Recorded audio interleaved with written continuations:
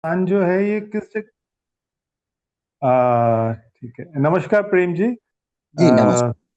आ, लगता है सर्दी के बीच में है इस समय। आ, बिल्कुल बिल्कुल। हम आग तापते हुए हैं।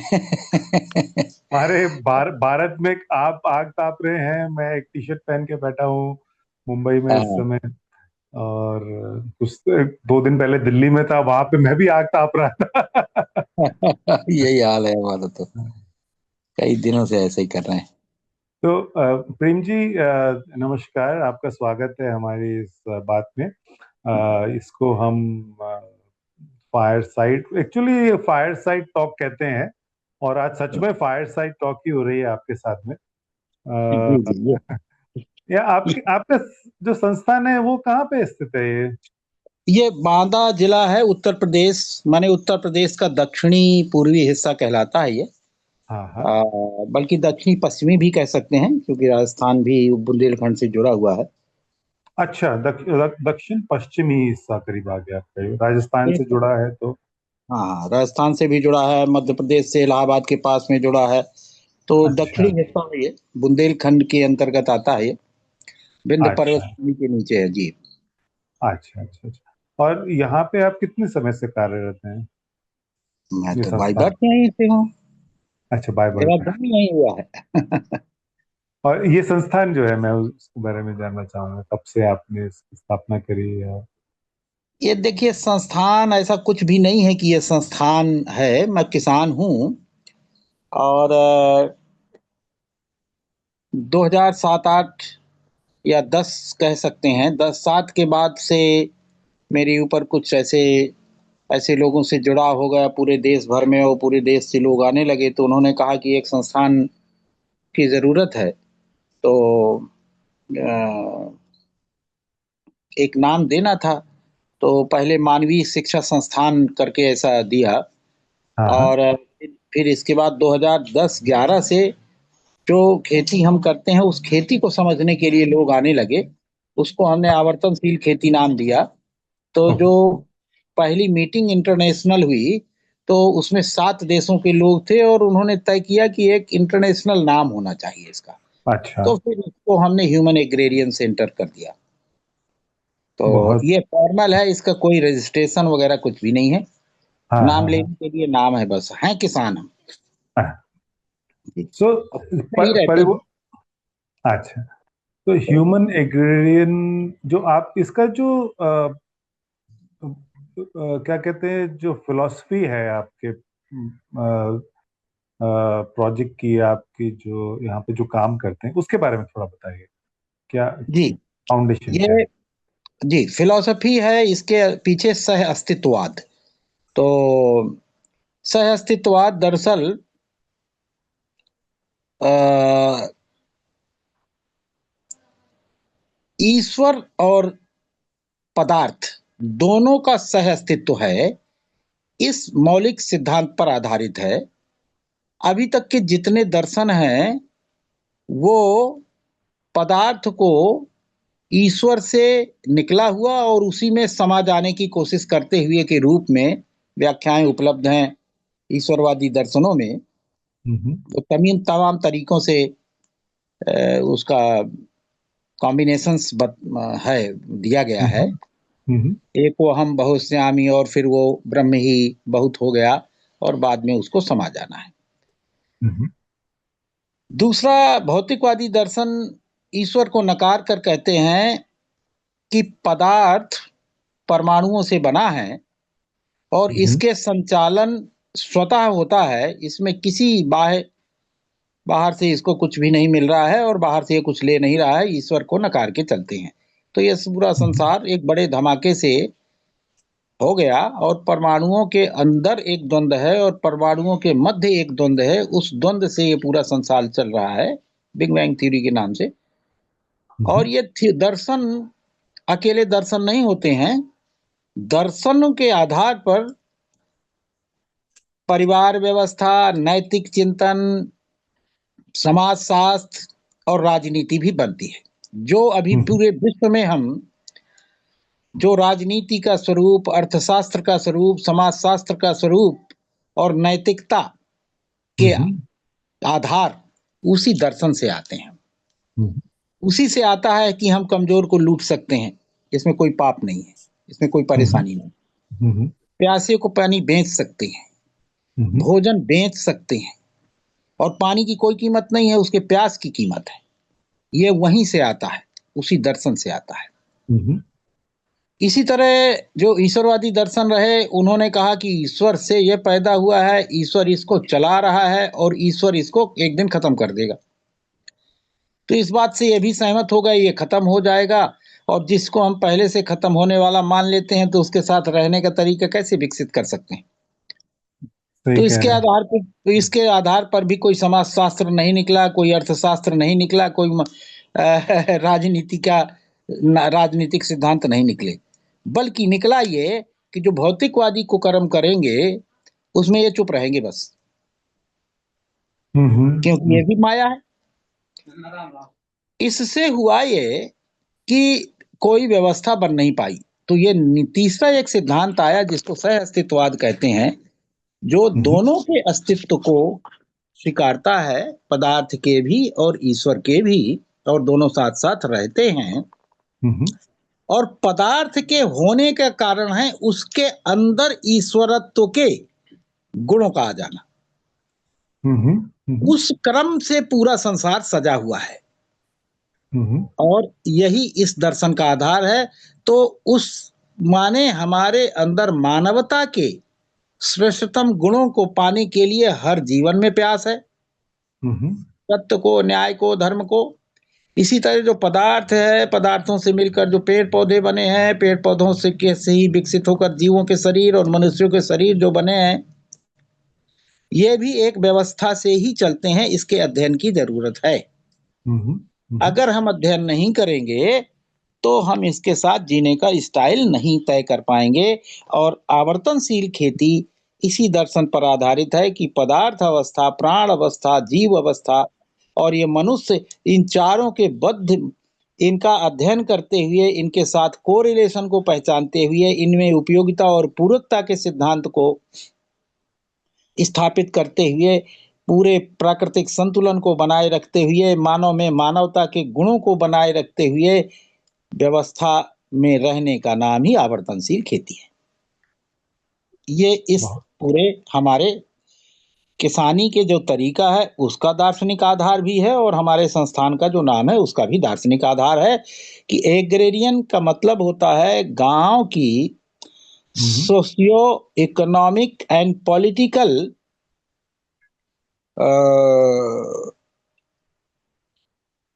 ये तीनों चीजें कवर होती हैं, इकोनॉमिक्स भी, समाजशास्त्र भी और पॉलिटिक्स, तीनों कवर होती है। इसको एग्रेरियन सोसाइटी कहते हैं, इसीलिए एग्रेरियन शब्द लिया। और उसका हमें हिंदी में इसका इतना दमदार कोई शब्द मिला नहीं, इसलिए हमने ह्यूमेन माने मानवीय, एग्रेरियन माने ग्रामीण, सामाजिक, आर्थिक और राजनैतिक और मनोवैज्ञानिक चीजों को व्यवस्थित करने वाला सेंटर, तो समझने मैं समझाने वाला सेंटर। तो एग्रेरियन वर्ड जो आया है उसका रूट क्या है? अगर तो एग्रीकल्चर और एग्रेरियन ये दोनों में आपस में कुछ एक ही रूट लगता है इनका, तो हो जो सकता है हो, रोमन का है ये, लेकिन मुझे हिंदी में कोई इतना दमदार शब्द और व्यापक अर्थों में को देने वाला शब्द नहीं मिला। एक शब्द है देहात। जैसे एग्रेरियन सोसाइटी मतलब कृषि आधारित समाज, वो मे भी ऐसा हो। हाँ, तो वो ऐसा शब्द, तो मैं वो उस चीज को लेके चलना, मैं इससे बहुत प्रभावित हूँ आपके इस बात से, क्योंकि अब एग्रीकल्चर की बात नहीं होती है, फार्मिंग की बात होती है। फार्मिंग जो है वो सही कहते हैं आप, अब सही बात है। फार्मिंग तो एग्रीकल्चर का एक पार्ट है, उस कल्चर का एक छोटा हिस्सा है फार्मिंग, जिसमें बहुत कुछ छोटा, तो इकोनॉमिक्स का। वो इकोनॉमिकल पार्ट हो गया उसका।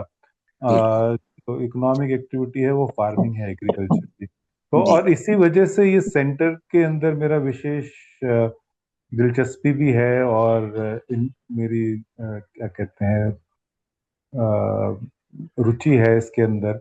आप जो काम कर रहे हैं इसमें, मुझे ये जानना है प्रेम जी की किस तरह से नए लोग इसमें आ सकते हैं या आते हैं और सीखते हैं, या क्या कैसे समय अपना यहाँ पे आपका क्या किस तरह से आप उनको आगे बढ़ाते हैं लोगों को? अ, अभी तक तो हमारे यहाँ कोई ना कोई लड़के रहते रहे हैं और सीख कर समाज में बहुत अच्छा काम कर रहे हैं। बहुत सारे लड़के पचासों हो गए हैं। हम्म। इस साल से हम लोगों ने व्यवस्थित रूप से 10 ऐसे समाज से निष्कासित बच्चों को, जो हाई स्कूल इंटर फेल हो गए हों, ऐसे बच्चों को साथ में रखने का प्लान किया है। हम्म। उनसे हम कोई खाना खर्चा नहीं लेंगे, हमारे साथ मिलके खेती करेंगे। 10-12 बीघे जमीन और हम बटाई बटिया और हमारा किराए में मिल जाते हैं, उसको हायर करेंगे, उसी से अपना दाना खाना निकाल के आराम से रहेंगे। अच्छा, तो ऐसा क्या, देखते हैं उसका क्या रिजल्ट आता है।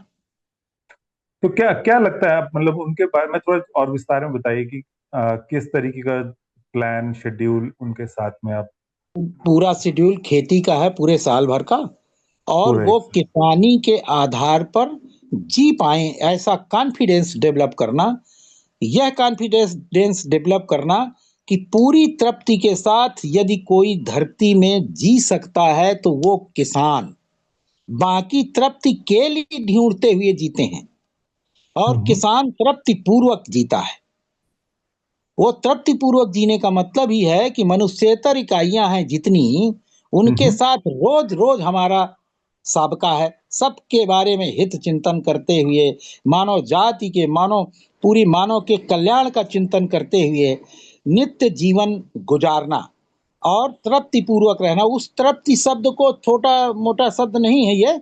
आर्थिक हम्म। रूप से भी सामाजिक सिक्योरिटी महसूस करता है, मनोवैज्ञानिक रूप से पूरा तृप्त है, आर्थिक रूप से सस्टेनेबल है, उसको चिंता से मुक्त है, अगली पीढ़ियों के लिए भी चिंता से मुक्त है कि खाना कहाँ से आएगा, हम्म। और स्वास्थ्य, शिक्षा और न्याय अपने आसपास पैदा करना जानता हो। हम्म। तो स्वास्थ्य, शिक्षा, न्याय, उत्पादन और विनिमय, इन पांचों चीजों को कैसे शुरू कर दे, ये कैपेसिटी उसके अंदर आ जाए। तो हम ऐसे लोगों को हम्म। नहीं रखना चाहते हैं कि जो बने बनाए में जीता हो। आज की तारीख में जरूरत है कि हमें जीने के लिए अपना सब कुछ तन मन धन अर्पित करके ऐसे समाज के निर्माण के लिए हम्म। की मानसिकता तैयार करनी है। बाकी पीछे पीछे जीने के लिए तो बहुत सारे लोग आए ही हैं, मतलब हमारे ही आसपास सब हो गया है पूरा। लेकिन हमें ऐसे कुछ अभी उसका हमारे अंदर उत्साह ऐसे बना कि अभी तक जो लड़के हमारे पास रहे, अगर 5 साल रुक गया, दुनिया कोई ताकत उसको लालच नहीं दे पाएगी। दुनिया में उसको वो 500 तरीके से आपको सिद्ध करके बताएगा कि वो श्रेष्ठ जीवन जी रहा है, सरल जीवन जी रहा है, मिनिमम और मिनिमम मैक्सिमम का नहीं है, ठसके के साथ खा पी रहा है, अपना घी है, अपना दूध है, अपना मक्खन मलाई, सब्जी भाजी सब अपनी है, और सब 1 बीघे से आधे बीघे से हो जाता है। इसके लिए बड़ी चिंता विंता करनी नहीं है, हाँ हाँ स्वास्थ्य हाँ। की चिंता नहीं है क्योंकि हमें बीमार ही नहीं पड़ना है। और दिन भर हमसे जो भी मिले उसके अंदर एक स्पार्क पैदा करने की ताकत आ जाए, ये उस कोर्स का हमारा लक्ष्य है, और अभी तक हुआ है। यही इसी वजह से ये उत्साह बढ़ा है। बहुत खूब, स्वनायक और जननायक एक साथ अपने भी। हाँ, हम उसकी 4 कैटेगरी मानते हैं। स्वायत्त मानव, हम्म। स्वायत्त मानव यदि परिवार मानव बन जाए तो परिवार वह है स्वायत्त मानव, परिवार मानव और व्यवस्था मानव। तो व्यवस्था मानव तक ले जाना है उसको। इस्तेमाल तक जो उसको चीज को व्यवस्थित कर सके, मानव अपने समाज को, अपने लोकल स्थानीय समूह को। अच्छा, मैं इसमें महिलाओं के लिए क्या कुछ आपके पास में कुछ काम कर रहे हैं, सिखा रहे हैं, या किस तरह से आप उनको इन्वॉल्व करते हैं अपने संस्था में, प्रोजेक्ट में? कुछ ऐसा जी सोचा है? बताइए। जी, हाँ। देखिए, एक सिद्धांत है सह अस्तित्ववाद में कि व्यक्तिवाद कभी भी सफल नहीं होगा। महिला अकेले व्यक्ति है, पुरुष अकेले व्यक्ति है। व्यक्ति का समन्वय परिवार में होता है, और परिवारों का समन्वय समाज में होता है, समाज का समन्वय अखंड समाज में या विश्व में होता है। यदि हम स्त्री और पुरुष को कोई ऐसा रूप देना चाहते हैं कि पुरुष की तरह स्त्री हो जाए, स्त्री की तरह पुरुष हो जाए, वो कॉम्बिनेशन फेल हो चुके हैं पूरी दुनिया में। बिल्कुल, हाँ। स्त्री के बराबर पुरुष हो जाए, पुरुष के बराबर स्त्री हो जाए तो शारीरिक रूप से भेद तो बना ही रहेगा, कोई भी कुछ भी कर ले। शारीरिक हम्म क्षमताओं में अंतर बना रहेगा, यहाँ तक कि बौद्धिक क्षमताओं में भी अंतर होता ही है। दो व्यक्तियों हम्म में होता है, स्त्री पुरुष की तो बात छोड़ दें। हम्म लेकिन दोनों स्त्री और पुरुष एक परिवार के लिए अर्पित हो सकते हैं। वहां पर हम्म दोनों की बराबरी हो जाएगी। और हम बराबरी की बात नहीं करते हैं, हम कंप्लीमेंट्री होने की बात करते हैं। हम्म ये बराबरी शब्द कंपटीशन के पास ले जाता है। कंपटीशन इज नॉट, ये कोई स्वभाव नहीं है मनुष्य का। कंप्लीमेंट्री होना स्वभाव है मनुष्य का, हम्म पूरक होना। तो पूरक होना। पूरक होकर परिवार के लिए जिए, इसी में स्त्री और पुरुष दोनों की बराबरी है। कानून में एक कमी है हम्म जो व्यक्ति की जमीन कहता है। आपको हम्म आश्चर्यजनक बात बताऊं कि 1793 के पहले इस देश में व्यक्ति की कोई जमीन ही नहीं होती थी। नहीं होते थे, हाँ। हाँ परमानेंट सेटलमेंट एक्ट के बाद आया। अब हाँ हमारी बुद्धि खराब हो गई देश के लोगों की कि भैया परिवार के नाम अभी करो ना जमीन, हाँ हाँ फैमिली कोडिंग कर दो, परिवार बढ़े तो उसके कोड बढ़ाओ, और पूरी प्रॉपर्टी परिवार के नाम होगी, ना पुरुष के नाम होगी ना स्त्री के नाम होगी। बवाल ही खत्म।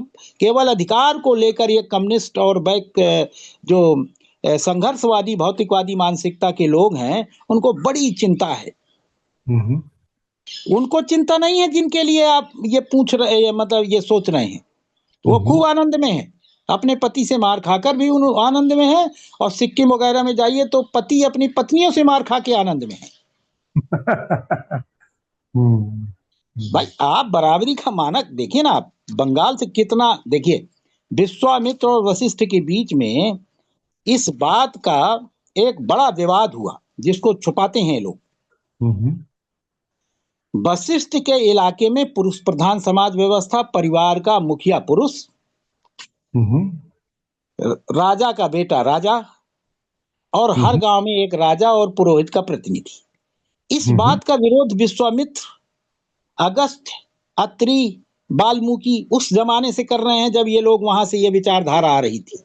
हम्म तो विश्वामित्र ने बंगाल से, जो दरभंगा है माने द्वार बंग से लेकर, जहां से बंगाल का शुरुआत है वहां से लेकर पूरब की तरफ जितना जितना पूरब में चले जाएंगे स्त्री प्रधान समाज व्यवस्था आएगी।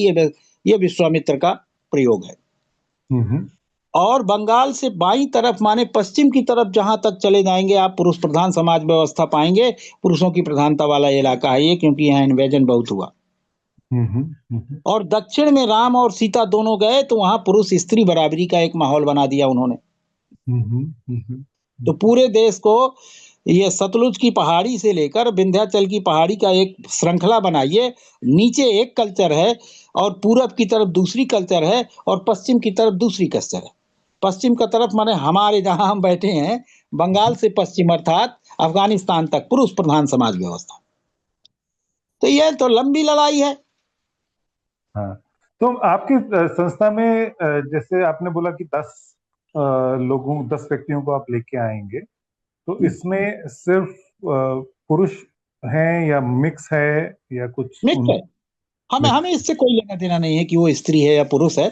हमारे पास इसका कोई अभी एक वीना जी हैं दिल्ली से, उनका फोन आया है, वो करना चाहती हैं। तो अच्छा। हमारे हमारे लिए तो सबके लिए स्वागत है। बहुत बढ़िया। एक अच्छी, जैसे हम अगर आपकी संस्था को एक फार्म वर्सिटी माने, अगर हम इस तरीके के जितने भी संस्थाओं से मैं बातचीत कर रहा हूँ, मैं उनको कहता हूँ एक फार्म वर्सिटी है, तो एक अच्छी फार्म, हमारे देश में ऐसे हजारों लोग हैं जो जुड़े हुए हैं, ग्रास रूट्स पे काम कर रहे हैं, किसी ना किसी को सिखा रहे हैं। एक अच्छी फार्म वर्सिटी के लिए क्या होना जरूरी है आपके हिसाब से? देखिए क्या ये तो बड़ा चीज, ये इसको क्वेश्चन है। इसको इसको ऐसे कई लोग देखेंगे जो शायद फार्म वर्सिटी बनाएंगे, आपसे प्रेरित होंगे, सीखेंगे, तो कुछ उनके लिए दो चार बातें कि बनाते समय किस चीज का ध्यान रखें ताकि एक संवेदनशील समाज हमारा तैयार हो आगे। एक तो देखो, डॉक्टर साहब को दे देना। एक तो देखिए, सेंट्रल पॉइंट होना चाहिए कि हिस्ट्री ऑफ ह्यूमैनिटी हर जगह हो। अभी तक हम जो पूरी दुनिया में इतिहास पढ़ाते हैं, उन आतताइयों का इतिहास पढ़ाते हैं जिन्होंने मानवता की हत्या की, माने हम्म। सारे राजा। तो हाँ इनको हाँ। किक करना पड़ेगा। इनको पढ़ाने हम्म की कोई जरूरत नहीं है। इनको जितनी पीढ़ी तक पढ़ाते जाएंगे उतना ही समाज में द्वेष और दिमाग में कचड़ा बढ़ता जाएगा। इसने इसको लूटा, उसने उसको मारा, इसने ये जीता, उसने हारा। हम्म। तो एक हिस्ट्री ऑफ ह्यूमैनिटी हमने अपने फार्म में बना रखी है, जो हाँ बहुत खूब। इसी हाँ। इवोल्यूशन थ्योरी के आधार पर है कि जो जैसे ही धरती में पेड़ पौधे पशु पक्षी मनुष्य ये सब विकसित हो गए, तब मनुष्य आया। और हाँ। जैसे ही मनुष्य आया तो उसको बियाबान जंगल मिला। हम्म उस जंगल में लाखों साल उसने इस बात को बिताने में लगाया कि कौन सा फल खाने योग्य है, कौन सा फल नहीं, किस वृक्ष से कैसे डील करें, किस पशु से कैसे डील करें, लाखों वर्ष। हम्म जब स्टोन एज में आते आते आग के आविष्कार किया, और आग उसके हाथ में आते ही काफी चीजों में परिवर्तन आना शुरू हुआ। इसको जल्दी जल्दी भूख लगने लगी, दिन भर में अब 3 बार खाने की जरूरत होने लगी, हम्म भून भान के खाने लगा। तो उसके पूरे स्वभाव में परिवर्तन, सोच में परिवर्तन, कार्यकलाप में परिवर्तन आई। और उसका नतीजा ये हुआ कि उसको चैलेंज था कि अब बच्चों को दिन भर में खाना खिलाना है हमें।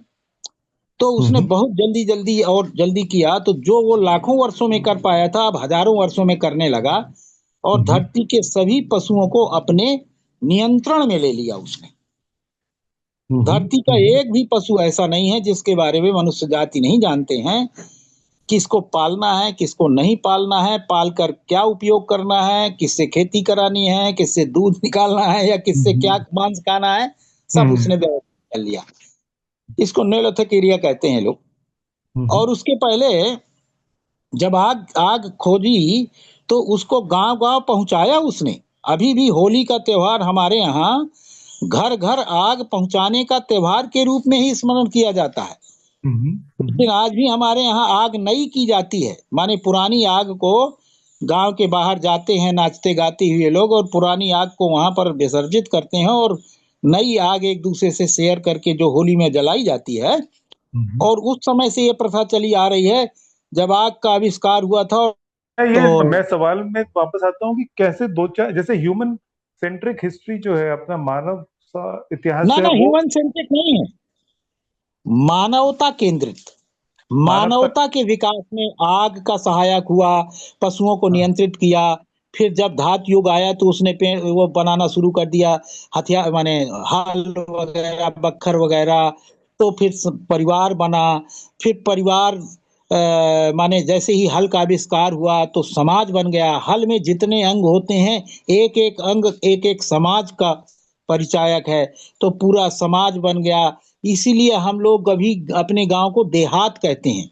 देहात का हम्म मतलब जो देह की तरह रहते हैं। जैसे देह रहती है, हाथ अलग, पांव अलग, नाक अलग, आंख अलग, लेकिन काम सब अलग अलग करते दिखाई देते हैं और एक देह को पुष्ट करते हैं। इसी तरह हम गांव को पुष्ट करते हैं, देह को। बहुत गांव खूब। हमारा बहुत देह की सुंदर। तरह था। और बहुत इसी सुंदर। से ये जो ब्राह्मण क्षत्रिय वैश्य की परिकल्पना आर्यों ने की, वो इसी गांव में को देखकर उनके दिमाग में ये बात आ गई।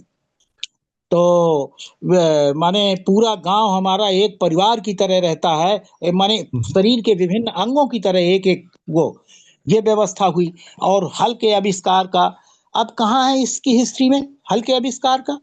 खुरपी के आविष्कार ने अभी तक अगर हमारे कुम्हार ने घड़ा नहीं बनाया होता तो हम हम्म। नदियों के किनारे या झरनों के किनारे पड़े होते।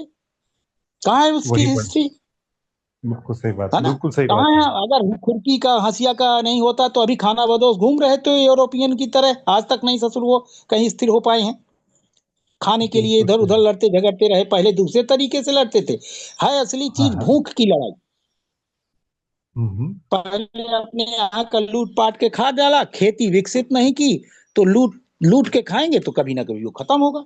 तो उनको अलग अलग देश, अमेरिका पूरा चट कर गए, ऑस्ट्रेलिया पूरा चट कर गए, तब भी अभी पूरा नहीं पड़ा है उनका। तो वो तो खेती सीखनी हम्म पड़ेगी, उनको सिखानी पड़ेगी। तो इस तरह से हम्म। मानवता का इतिहास, और जैसे ही गांव विकसित हुआ, वैसे ही एक गांव के लुटेरों को लुटेरा कहते हैं और 100 गांव के लुटेरे को राजा कहते हैं। राजाओं का उदय हो गया। राजाओं का तो तो। राजाओं का उदय हो गया, और जब से राजयुग आया तब से 5 छाती की कीलें हम ढो रहे हैं। हम्म। एक छाती की कील पहली, टैक्स लूट को कॉन्स्टिट्यूशनलाइज करने का, टैक्स के नाम से कॉन्स्टिट्यूशनलाइज करने का आज तक प्रयास जारी है वो लूट, लोगों की कमाई का छीनना। लेकिन उसके तर्क देते हैं, हमको उनके खिलाना है, इनको अनुत्पादक लोगों को बांटने के लिए, अपनी सेना को बांटने के लिए, अपने लोगों को बांटने के लिए, हम ही को लूटने के लिए हमारे ही टैक्स लेते हैं, और उस लूट का नाम टैक्स देने की कोशिश कर रही है। वैसे तो दूसरा हफ्ता वसूली लूट, जैसा ही है। दूसरी छाती, हाँ, और दूसरी छाती की कील राजयुग से आज तक ढो रहे हैं। जिसकी जितनी बड़ी सेना उतना बड़ा राजा। अब ये सेना हम्म। कहां से आई? हमारे ही बच्चे, किसानों के ही बच्चे सेना में गए। तो दूसरी छाती की कील आज भी हम ढो रहे हैं। सेना क्यों होनी चाहिए इस संसार में? ये प्रगति है कोई सेनाओं का बनाना? अब तक तो हमें सेना विहीन हो जाना चाहिए था। तीसरी अच्छा। छाती की कील, अगर परिवार का एक अंग चला जाएगा सेना बनने के लिए, तो बिटिया क्या करेंगी? तो हमारी ही हम्म। बहन बेटियां सब वेश्यावृत्ति में गई। तो हम्म। परिवार टूटने से जब सेना बनी, तो वेश्यावृत्ति इन्हीं राजाओं के युग से छाती की कील ढो रहे हैं हम। हम्म। और चौथी छाती की कील है, चौथी छाती की कील है यार, ये तो जा रही है बैठी। चौथी छाती की कील अभी हमारे अंदर है कि जहां बहुत सारी वेश्याएं रहेंगी, राजाओं के प्रतिनिधि रहेंगे, किसान रहेंगे, वो सॉरी, व्यापारी लोग रहेंगे। राजकाज का ऊपर वाली बटन यार, हाँ बस, राजकाज करने वाले लोग रहेंगे, तो इनको, इनके लिए दाना पानी पहुंचाने वाला बनिया पहुंच ही जाएगा। तो शहरों का विकास, शहरों की परंपरा इन राजाओं ने डाली। तो हम्म। चौथी छाती की कील शहर आज भी हम ढो रहे हैं। और हम्म। पांचवी छाती की कील कि राजा का लड़का ही राजा होगा, या राजा जिसको मनोनीत कर दिया जाएगा वो राजा होगा। तो ये हम्म। पांचवी पॉलिटिकल सिस्टम हम अभी ढो रहे हैं। अभी लोकतंत्र में भी राजयोग ही है। तो लोग इसमें, हम्म। लोक राजतंत्र में क्या होता था कि राजा और उसके सपोर्टर होंगे, और जो काम करने वाले लोग हैं वो सब प्रजा हैं। माने अगर हम काम करते हैं तो हम प्रजा हैं, और जो बेकाम के लोग हैं वो सब राजा हो गए। वो हमको डील करेंगे, नहीं डील करेंगे तो उनके पास सेना है वो मारेगी, उनके पास पुलिस है वो पकड़ लेंगे, उनके पास कानून की ताकत है जेल में डाल देंगे। 5 छाती की कीलें आज तक। आप चले गए क्या? नहीं, मैं हूँ आपके साथ हूँ सर। हेलो। हाँ हाँ। हेलो। हाँ, फिर इसके बाद राजाओं के सपोर्ट के लिए ईश्वरवादी लोग आ गए। और दुनिया के सारी ईश्वरवादी लोग एक ही तरह के हैं, चाहे इस्लाम हो, चाहे क्रिश्चियनिटी हो, चाहे हिंदू हो। सब के सब कहते हैं कि इस धरती को किसी एक ईश्वर ने बनाया, वही ईश्वर इसको पाल रहा है, जब चाहेगा इसको खत्म कर देगा। हम्म। और सिद्धांत के रूप में सब एक, और सब राजा के सपोर्ट में खड़े हो गए। तो वो जो अभी लूट, टैक्स के रूप में लूट रहे थे, इनके लूटने का तरीका है दान। हम्म। और ये भी उनके सपोर्ट में खड़े हैं। और इन्होंने एक और नई चीज करी कि पूरा समाज जो बिल्कुल बराबरी से, चाहे लोहे में काम करने वाला, हम्म। लकड़ी में काम करने वाला, मिट्टी में काम करने वाला, सारे लोगों को ऊंच नीच की कैटेगरी में डिवाइड कर दिया इन लोगों ने। छठवीं छाती की कील इन्होंने ठोक दी। अब 6 छाती की कीलें लेकर हम चल रहे हैं। इनको नकारा विज्ञानवादियों ने। विज्ञानवादियों ने इनके सारे सिद्धांतों को प्रश्न चिन्ह खड़े कर दिए, हम हम्म। सब जानते हैं। हम्म। और डायलेक्टिक मेटेरियलिज्म के आने के बाद किस तरह से विकासवाद का सिद्धांत आ गया, हाब्स ने कैसे समाजशास्त्रीय संरचनाएं की, मैकियावेली ने कैसे पॉलिटिकल पॉलिटिकल सिस्टम्स डेवलप किए। तो इन सारी हम्म। चीजों को नो चैलेंज पैदा कर दिया, और राजा के सामने एक प्रश्न खड़ा कर दिया कि तुम अगर इन चर्चों के साथ रहोगे तो हम तुमको मार देंगे। हम्म। तो राजा आ गए इनके साथ में। और उन्होंने चर्च को और ये धार्मिक चीजों को उनको अलग कर दिया। हम सब इतिहास से परिचित हैं।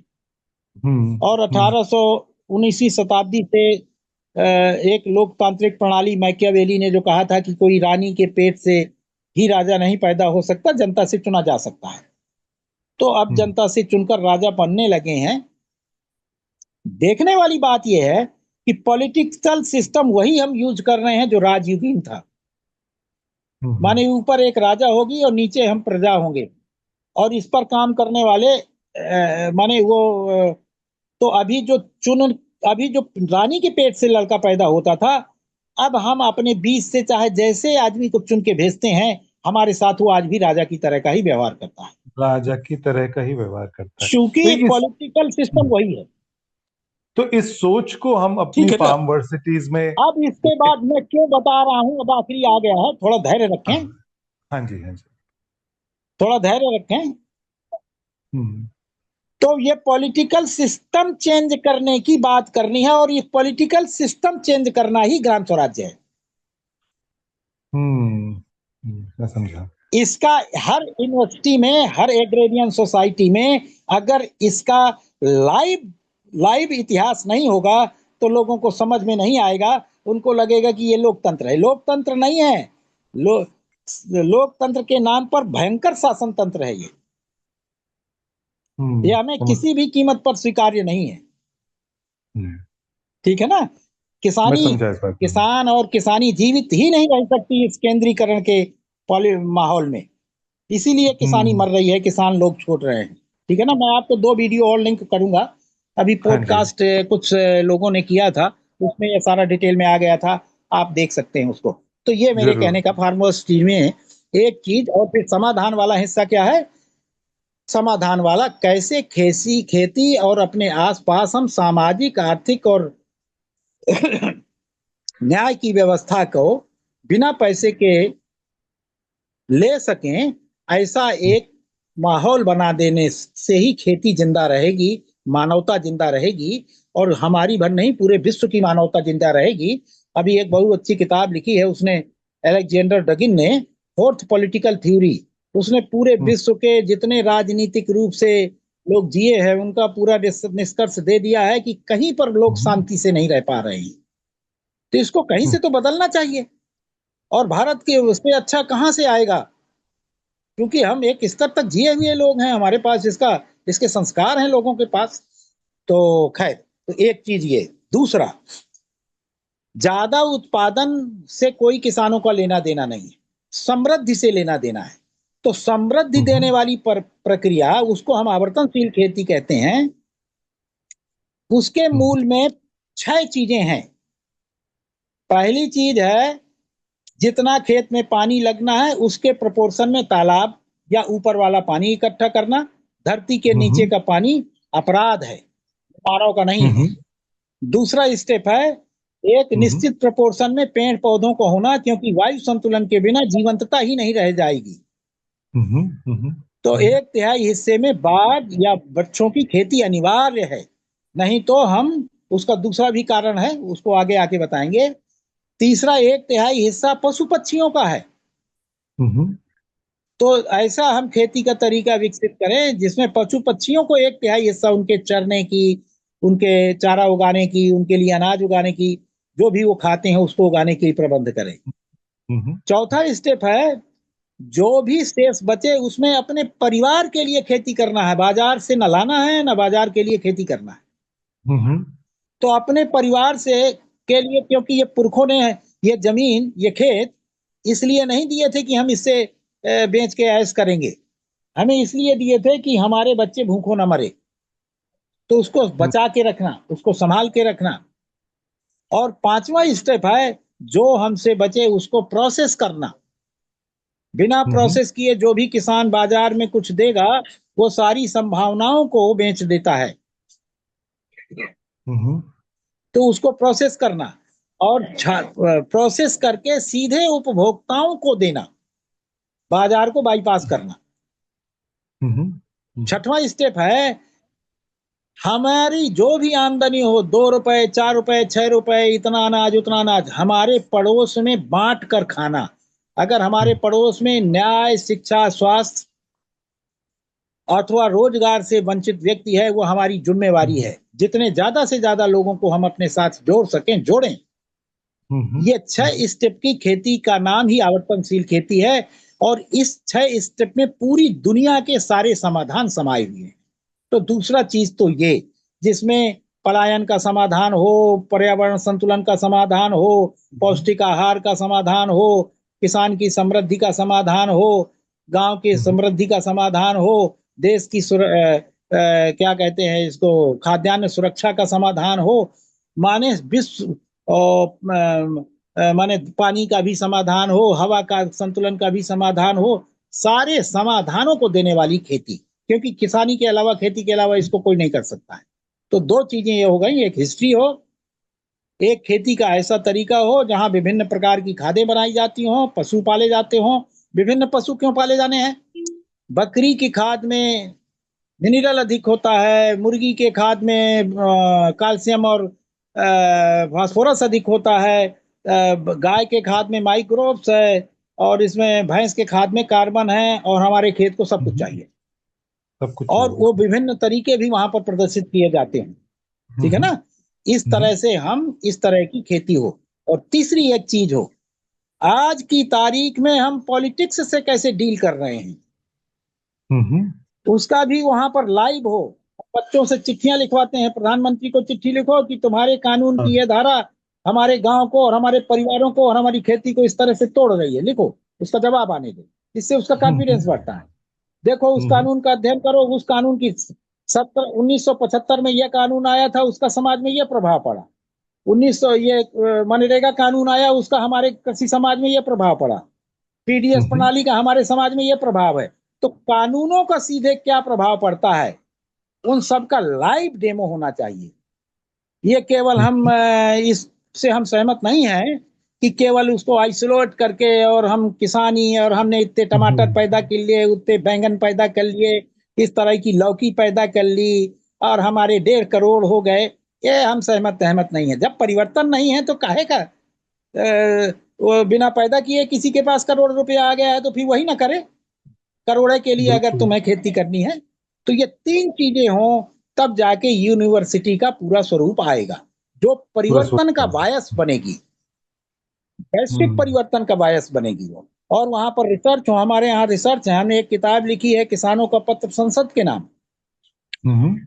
हमने एक किताब लिखी है, व्हाट फार्मर्स रियली नीड।